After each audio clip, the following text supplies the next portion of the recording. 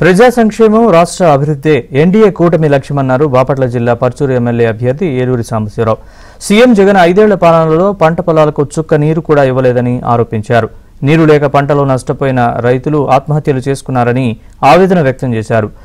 ఇసుక, మైనింగ్, నాసిరకం మద్యం అమ్మకాలతో సొంత ఖజానా నింపుకున్నారని మండిపడ్డారు. పనులు లేక భవన నిర్మాణ కార్మికులు రోడ్డున పడ్డారని, నాసిరకం మద్యం తాగి ఎంతో మంది ప్రాణాలు పోగొట్టుకున్నారని ఆవేదన వ్యక్తం చేశారు. సైకో జగన్ ని రాష్ట్రం నుంచి తరిమి కొట్టేందుకు ప్రజలు సిద్ధం కావాలన్నారు. సైకిల్ గుర్తుపై 2 ఓట్లు వేసి గెలిపించాలన్నారు.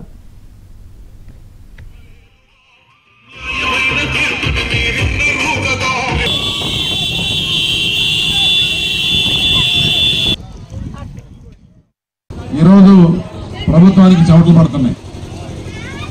రకరకాల వెలిగిస్తూ ఉన్నారు, మాటలతో రకరకాలుగా బాధపడుతూ ఉన్నారు. మన యొక్క ఆత్మస్థైర్యాన్ని దెబ్బతీయడానికి మనం అందరం కూడా ఆలోచించాలి.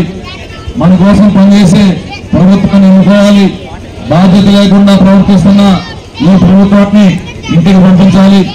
లేకపోతే మన ప్రభుత్వం, ప్రజాప్రభుత్వం, జనసేన, బీజేపీ, తెలుగుదేశం అధికారంలోకి వచ్చాక ఈ రాష్ట్రంలో ఉన్న అన్ని వర్గాల ప్రజలకి మేలు చేకూరేందుకు ఒక మేనిఫెస్టో కూడా తయారు చేయడం జరిగింది.